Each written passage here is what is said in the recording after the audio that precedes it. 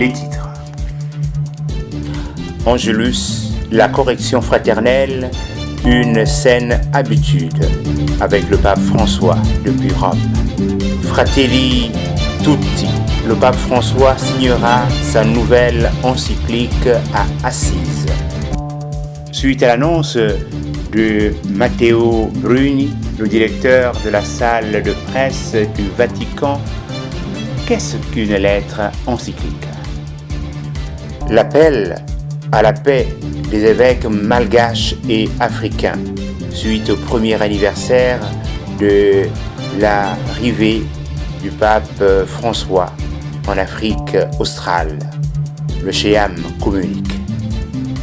Les religieuses trinitaires de Valence sont fêtes dans le diocèse de Mouila. Célébration des noces d'argent.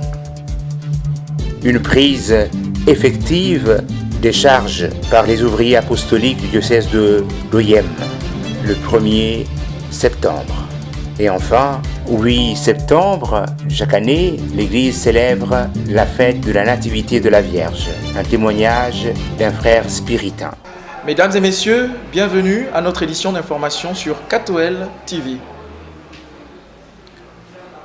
Angelus, la correction fraternelle, une saine habitude. Le pape François, depuis la fenêtre du palais pontifical, a donné une méditation le dimanche 6 septembre 2020, 23e dimanche du temps ordinaire année A, sur la double dimension de l'existence chrétienne, communautaire et personnelle. Le Saint-Père a exhorté les fidèles à veiller les uns sur les autres avec amour et à corriger fraternellement les frères égarés. Le Saint-Père a affirmé aussi que le bavardage est un mal, une peste plus mauvaise que la Covid-19. Écoutons.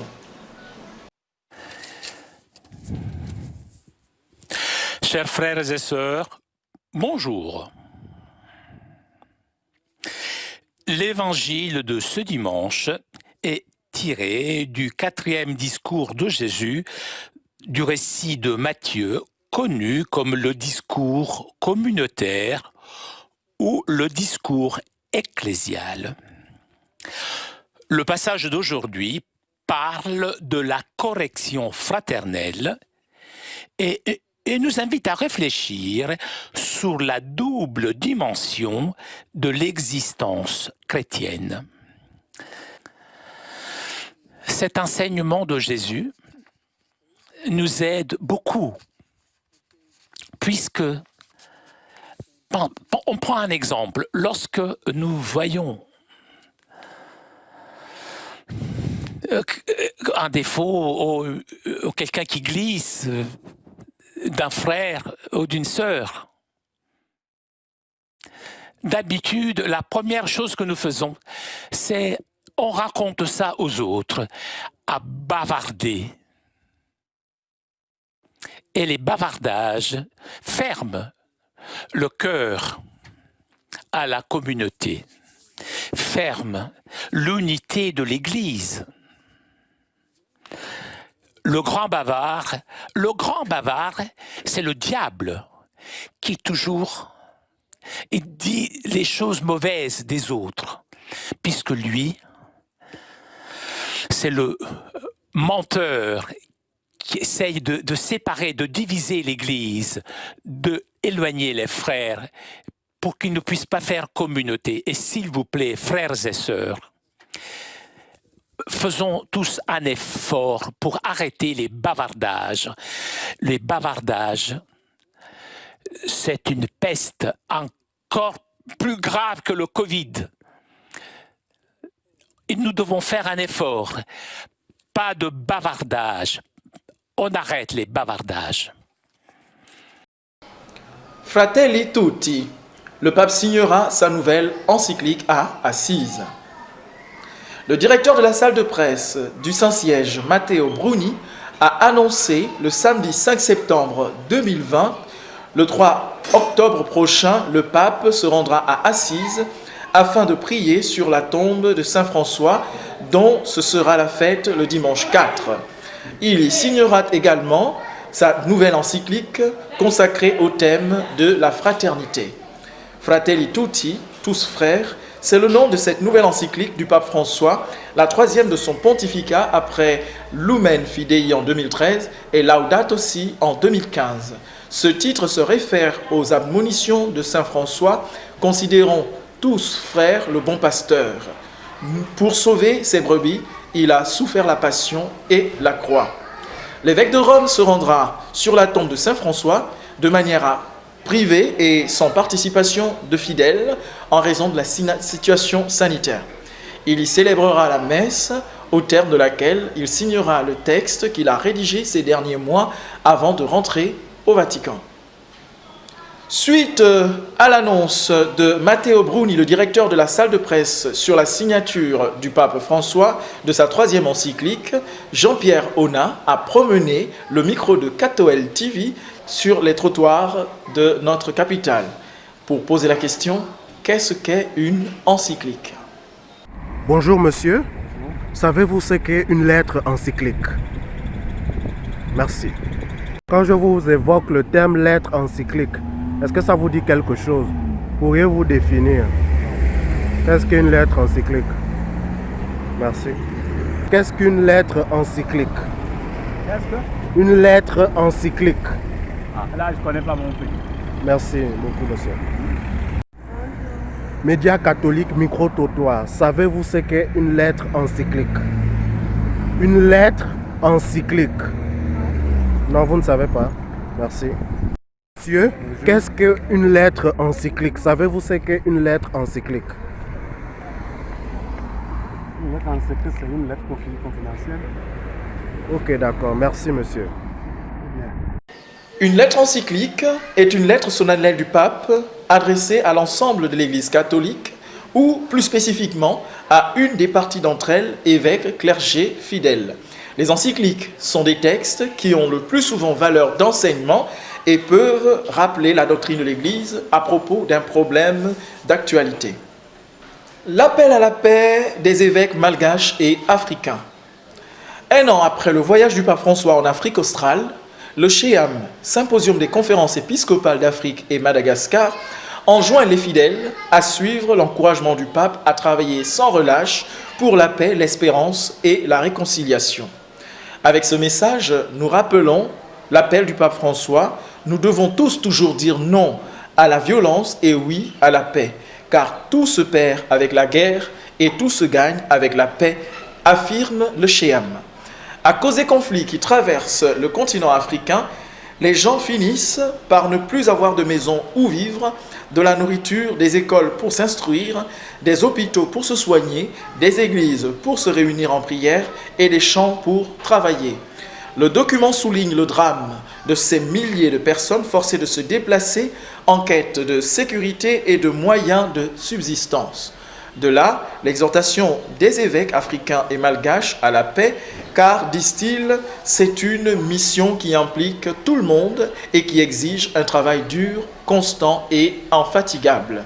Les évêques rappellent également que la paix n'est pas seulement l'absence de guerre, mais un engagement inlassable, en particulier de ceux qui occupent une position de responsabilité plus importante, à reconnaître, garantir et construire concrètement la dignité, si souvent oubliée ou ignorée, de nos frères et sœurs, afin qu'ils se sentent protagonistes du destin de leur nation et de leur continent. Ce n'est donc que par la paix qu'il est possible de parvenir à la réconciliation. Il faut pour cela un processus constant dans lequel chaque nouvelle génération est impliquée et dans lequel il y a une ouverture à la vraie rencontre, à la reconnaissance de l'autre, au renforcement des liens et à la construction de ponts.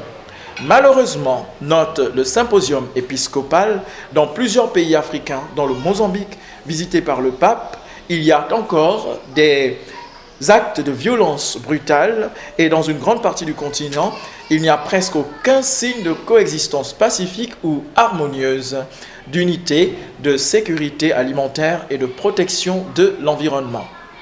Les évêques concluent leur message en remerciant le pape d'être un messager d'espérance, un héros de la paix et un partisan de la réconciliation. Le 31e voyage apostolique du pape François s'était déroulé du 4 au 10 septembre 2019 et l'avait amené au Mozambique, à Madagascar et sur l'île Maurice. Les sœurs Mathie, Clémentine et Marie-Charlotte de la congrégation des sœurs religieuses trinitaires de Valence ont célébré le samedi 5 septembre 2020 leur jubilé d'argent de vie religieuse. Une célébration modeste, sans foule, du fait de la crise sanitaire et de la fermeture des lieux de culte. Toutefois, les sœurs jubilaires n'ont pas manqué de dire leur action de grâce au Seigneur et ensuite d'exprimer leur joie du fait de la présence non seulement de l'ordinaire du diocèse de Mouila, son Excellence Monseigneur Mathieu Madégal et Boisquéant, mais aussi de leur Excellence Messeigneurs Dominique Bonnet et Basile V. Egon, respectivement évêque émérite de Mouila et archevêque émérite de Libreville. Diocèse d'Oyem, une prise effective des charges par les ouvriers apostoliques du diocèse d'Oyem. Son Excellence Monseigneur Jean-Vincent Ondo Eyen, évêque du diocèse d'Oyem, a promulgué au siège épiscopal d'Oyem ce 17 juillet dernier le décret de nomination 047-2020 DO-CDO prenant effet le 1er septembre 2020. Les prêtres du diocèse ont répondu présents à leur charge. Notre correspondant depuis Oyem, Jacques Minza. Je suis l'abbé Jean-François Edoué Sono, directeur du petit séminaire Saint-Quisito d'Angole et chancelier du diocèse d'Oyem. Ce qu'il faut comprendre, c'est que toute charge qui vous est confiée dans l'Église est une mission. Et c'est le Seigneur qui vous confie la mission, non par mérite, mais par amour. Non parce que vous êtes capable, mais parce que Dieu lui-même rend capable ceux qu'il choisit. Et donc c'est une mission simplement que nous accueillons à cœur joie et le Seigneur lui-même va nous précéder sur le chemin de la mission. Et la rentrée se prépare comme d'habitude, c'est-à-dire que dans une semaine, nous allons lancer les inscriptions avec les différentes modalités, les conditions à remplir. À ce moment-là, qu'il s'agisse des anciens séminaristes qui étaient déjà inscrits, qui doivent correspondre aux conditions qui sont données. Ensuite, nous pourrons pourquoi pas accueillir de nouveaux candidats qui répondent aux normes et aux conditions fixées par le séminaire pour pouvoir faire partie de nos effectifs. Mais ce qu'il faut savoir, c'est que le séminaire n'est pas un internat, encore moins une maison de redressement. Le séminaire est une maison de formation qui accueille des jeunes désireux de devenir prêtres encore au secondaire. Et donc c'est ces jeunes-là qui présentent déjà quand même certaines aptitudes que nous accueillons, nous les formons, quitte à ce qu'après l'obtention de leur baccalauréat, ils se décident à poursuivre leur formation en vue du sacerdoce et dans le cas contraire, qu'ils deviennent des gens bien formés, utiles à la société, comme il y en a eu, parce que nous avons beaucoup de cadres, beaucoup de personnalités qui ont occupé de hautes responsabilités, qui sont passées par le séminaire. Et nous réitérons que le séminaire n'est pas un internat, comme on pourrait l'entendre, ce n'est pas une maison de redressement ou de redressage, mais c'est une maison qui accueille des jeunes désireux de devenir prêtres. Je partage peut-être pas cet avis, mais il faut savoir que l'éducation est un tout.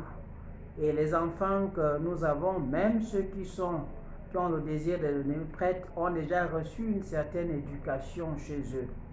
Et donc, quand ils arrivent, cela ne concorde pas toujours avec ce que nous nous proposons ici.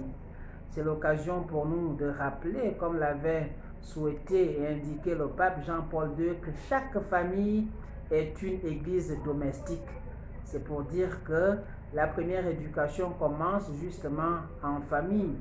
Et l'éducation, l'église et tout ce qui pourrait exister encore ne sont que des acteurs en réalité qui devraient travailler ensemble pour pouvoir espérer quelque chose de mieux, quelque chose de bien pour nos enfants et pour vos enfants.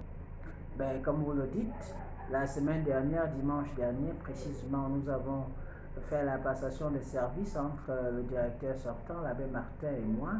Et aujourd'hui, j'ai eu la grâce et le privilège de célébrer ma première messe comme recteur du petit séminaire. Et c'est une messe d'action de grâce Et comme je l'ai dit au cours de la messe, action de grâce parce que ça me rappelle moi-même lorsque j'entrais dans cette maison en classe de 7e, 6e. Aujourd'hui, je reviens comme responsable. On rend grâce au Seigneur et nous prions pour que le Seigneur justement vole au secours de notre faiblesse pour que nous soyons à même de correspondre aux exigences qui nous sont demandées, pour que nous soyons à même d'exercer notre charge, d'assumer notre mission avec zèle et avec amour. Il n'y a pas d'optique, c'est-à-dire que le prêtre qui est envoyé au séminaire ou envoyé dans une paroisse est envoyé par l'évêque qui est le premier responsable et qui vous donne en fait le cahier de charge, ce qu'il attend de vous. Nous n'allons rien faire d'autre que faire ce que l'évêque voudrait que l'on fasse et ce que le Seigneur attend de nous, c'est-à-dire que l'Église aille de l'avant chacun dans la mission qu'il assume. À la découverte du centre d'apprentissage section féminine. Ici, nous avons les matières comme la pâtisserie, la couture, l'informatique et l'alphabétisation. Là où on apprend comment lire et écrire. Oui. Et on a l'information initiale. Normalement, c'est pour 2 ans. À la fin, les stagiaires passent l'examen de l'État pour avoir un diplôme. Et on a formation continue. Le soir, c'est pour 3 mois, normalement. Oui. Pour la couture, formation initiale, c'est pour 2 ans. Oui, et les élèves, normalement, ça c'est avec les théories parce qu'il y a les personnes qui ne veulent pas les théories. Et ça, maintenant, c'est le soir. Ça, le soir, normalement, c'est les pratiques, sans théorie. Pour cette année, on a pour la pâtisserie 5 pour les premières années et 5 aussi pour la deuxième année, ainsi que la couture. 10 élèves dans chaque matière. Tu peux venir ici prendre de la couture. Même dans 3 mois, tu peux coudre. Donc j'invite toutes les femmes, les filles, même les filles mères, qui sont à la maison, qui n'ont rien à faire. Elles peuvent venir ici au CPA pour apprendre la couture.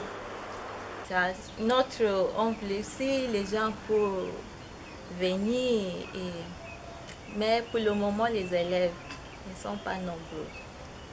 Le 8 septembre de chaque année, l'Église célèbre la fête de la Nativité de la Vierge Marie. Nous avons rencontré le frère Jean-Marie de la congrégation du Saint-Esprit. Frère Jean-Marie Ibunda, spiritain, je suis dans la congrégation des Pères du Saint-Esprit et sous la protection du cœur immaculé de Marie.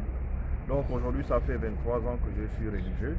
J'ai fait mes premiers vœux en Balmayo au Cameroun le 8 septembre 1997 et jusqu'à présent je suis dans la congrégation. La date du 8 septembre me rappelle la naissance spiritaine. C'est là où je suis né spiritain et c'est une grande date, enfin, du moins pour tous les spiritains, c'est une très grande date parce que c'est là où on est comme spiritain. Dans ma vie pastorale, je suis à Saint-Michel d'Nkembo où je m'occupe de la coordination de la catéchèse, l'aumônerie des jeunes, de l'aumônerie des femmes catholiques et des foyers chrétiens. Mais en dehors de ces tâches au niveau pastoral, au niveau de Saint-Michel, je m'occupe aussi de l'aumônerie de l'école Sainte-Anne. Et je suis professeur d'enseignement religieux au collège Kouaben. Le frère spiritain était un religieux comme tout autre religieux. En dehors où le frère ne dit pas la messe, il ne confesse pas, mais le frère fait la pastorale. Donc, s'il y a des jeunes qui veulent devenir religieux, frères, ils n'ont qu'à se rapprocher de nous, comme ça on va leur dire comment, qu'est-ce qu'il faut faire pour être frère. Parce qu'on a la tendance la tendance c'est que tous les jeunes veulent devenir prêtres. Et il y a moins de frères en ce moment. Et Auparavant, il y a eu beaucoup de frères, mais la tendance est que la vocation de frères a beaucoup diminué. Mais il y a encore quelques frères qui restent, nous sommes encore là. Et pour les jeunes qui veulent devenir frères, ils peuvent se rapprocher de nous. Moi, je suis là à la maison d'Iberman, le frère Jean-Marie, le frère Abel à Lambaréné, le frère Célestin Coux à Port-Gentil, le frère Jacques ici à la maison d'Iberman. Donc, pour qu'on leur donne des renseignements par rapport à cette vocation de frères. Mesdames et messieurs, nous sommes arrivés au terme de cette édition d'information. Merci de nous avoir suivis. Bon confort d'écoute sur Cato L TV.